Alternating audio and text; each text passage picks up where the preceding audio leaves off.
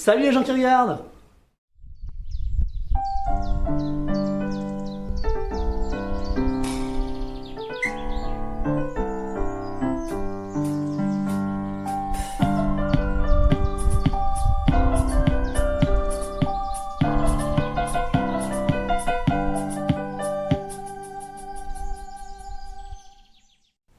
Donc nous voici dans la maison en chantier.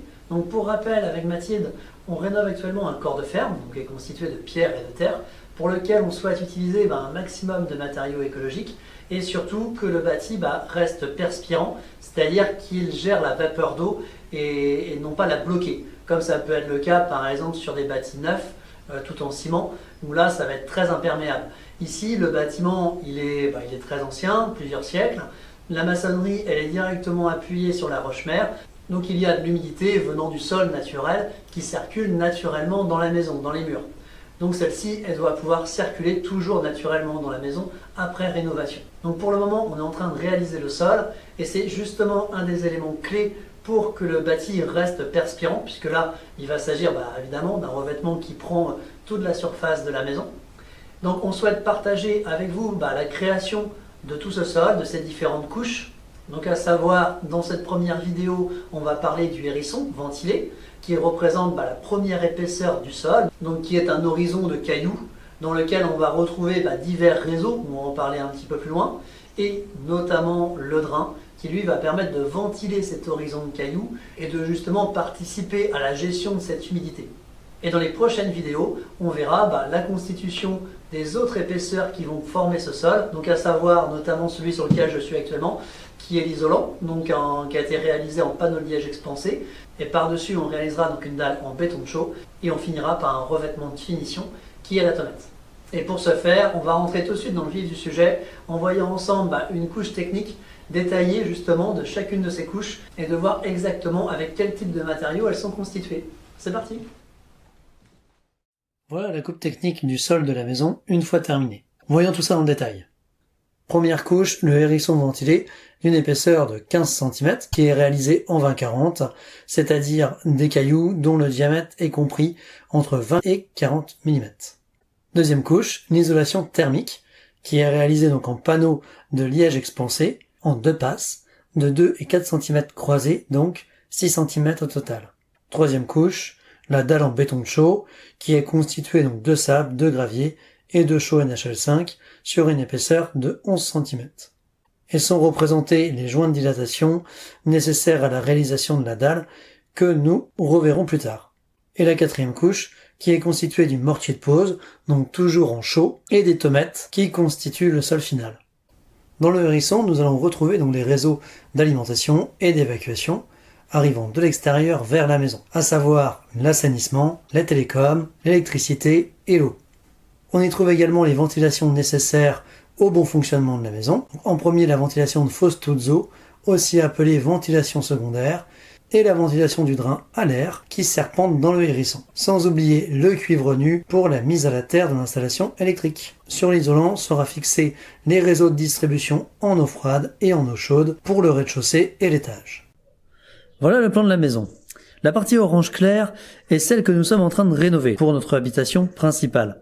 Il faut bien comprendre que la maison est divisée en deux parties, donc celle de 100 m² que l'on rénove actuellement et une petite d'environ 40 m² qui ne sera pas rénovée pour le moment, qui est séparée par un mur de refend et où il y a quand même un passage, donc passage qui est important pour nous puisqu'il va nous permettre de positionner bon nombre de réservations pour le passage des réseaux.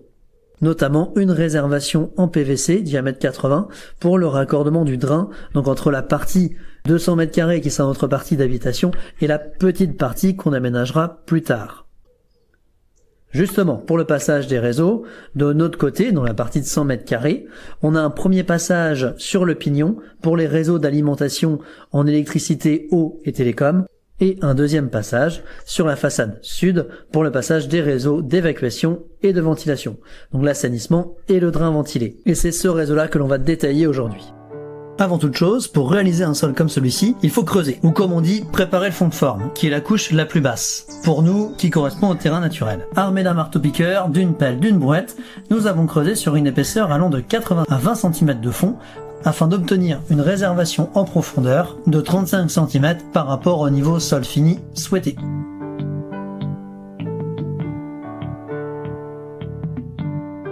Avant de commencer à alimenter le sol en cailloux et à passer le drain, je recontrôle une dernière fois l'ensemble du réseau d'évacuation qui est relié à l'assainissement afin de m'assurer que la pente soit bonne sur l'ensemble du réseau.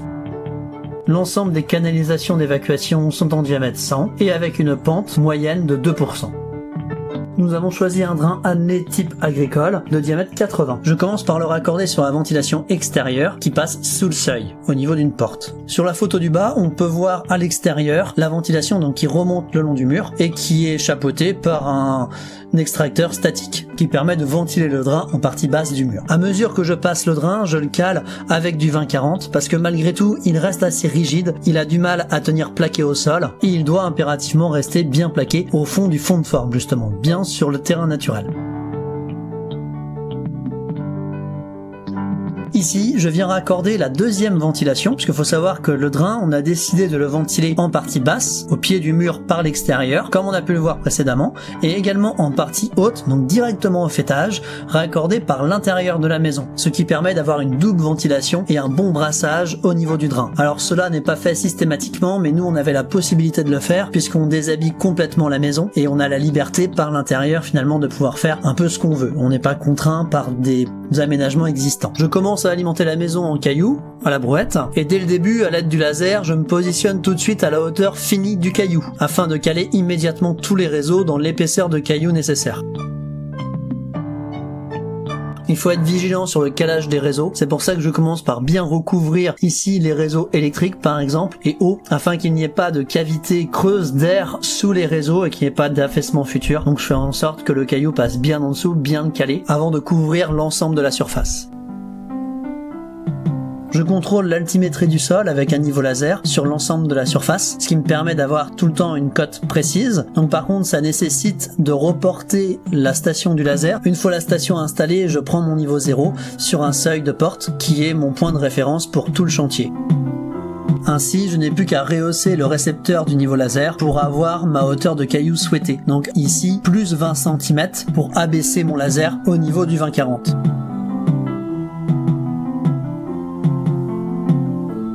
Je profile le hérisson au bout de 4-5 brouettes amenées dans la maison et au fur et à mesure je contrôle et je me positionne un petit peu plus haut par rapport au niveau souhaité avec le laser afin d'anticiper le tassement du caillou une fois compacté.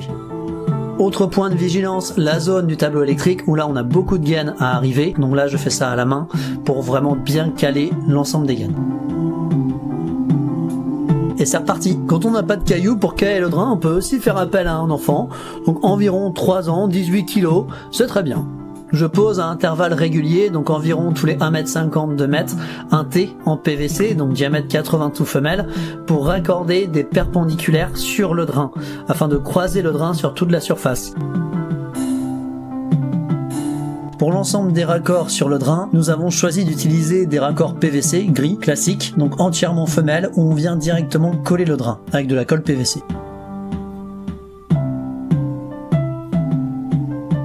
Je me concentre essentiellement sur la périphérie de la maison afin que le drain soit en pied de mur un maximum. Voici une petite vue de la maison avec la répartition du drain qui a été posée. Le défaut que présente cette installation, c'est que mon drain n'est pas entièrement fermé. C'est pas une boucle parfaite puisqu'au niveau de la cuisine, j'ai quelques passages où le drain est fermé et ne se raccorde pas au reste. C'est tout simplement dû aux autres réseaux qui étaient présents et notamment le réseau d'évacuation de diamètre 100 sur lequel je ne pouvais pas passer, sinon j'aurais été au-dessus du niveau de caillou et passer en dessous. Ça a donné aussi à la fois beaucoup de boulot et une déformation du drain. Donc j'ai préféré m'arrêter, fermer avec un scotch. Il y a toujours un compromis à trouver entre les règles idéales de mise en place et les contraintes qu'on rencontre. Étant donné que le drain tient difficilement en place tout seul, il est posé à l'avancement et ensuite recouvert par le caillou. Là, je pose l'ensemble du réseau pour la cheminée avant de terminer le hérisson. Grâce à cette installation, notre drain aura une quadruple ventilation, donc à savoir 2 ventilations en faîtage et 2 en pied de mur, et à chaque fois aux 2 extrémités de la maison.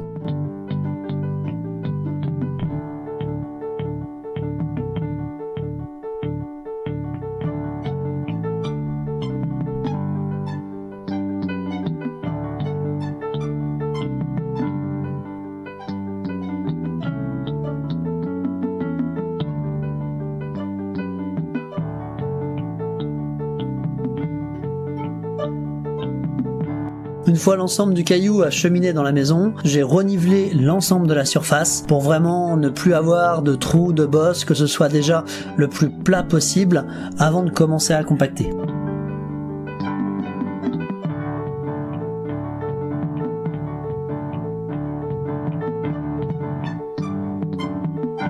On a choisi de faire le compactage manuellement, donc sans outils motorisés, parce que on a tous les réseaux sous le caillou, donc là ce serait trop violent de passer une plaque vibrante, par exemple, sachant que le fond de forme, lui, a déjà été compacté à la plaque vibrante. Donc pour débuter le compactage, je commence par mouiller la surface que je vais compacter. Je ne mouille pas tout d'un coup, ce n'est pas nécessaire parce que ce serait sec avant que j'y arrive. Donc je fais par tronçon d'environ 1,50 m de large et selon la largeur du patin que j'ai fabriqué pour compacter. À l'aide de 3 bastins vissés ensemble et posés sur le sol, je compacte le 20-40 donc en frappant dessus avec une masse. Et je croise mes passages. Je fais un premier passage dans le sens de la largeur, puis dans le sens de la longueur avec mon système de patin en bastin. Cela peut paraître assez long. Pour que le compactage soit efficace, il faut que le caillou soit donc bien profilé avant, bien droit, le moins de trous et de bosses possible. Après, l'effet d'un compactage comme celui-ci est quand même très bénéfique. Je sens tout de suite que le caillou est beaucoup plus rigide, beaucoup plus se positionne bien et se tient bien en place. Et après séchage, au bout d'un jour ou deux, la surface est d'autant plus dure. Et là aussi, l'intérêt d'avoir mouillé en compactant. Une fois le 20-40 compacté, le hérisson est terminé et on pourra passer à la deuxième étape, à savoir l'isolation. Ce sera tout pour cette première partie. Donc à suivre la pose de l'isolation, donc en panneau de liège expansé. Et si la vidéo vous a plu, n'hésitez pas à vous abonner et à nous retrouver sur Facebook et Tipeee. À la prochaine!